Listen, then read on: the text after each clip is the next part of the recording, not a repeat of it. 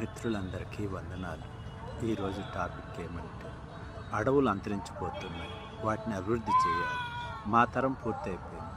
భవిష్యత్ తరాల కన్నా ఈ చెట్లు వాటి ఫలాలు అందాలంటే దీనికి చేయాల్సిన ముఖ్యం రాబోయే తరాలు వాళ్ళు.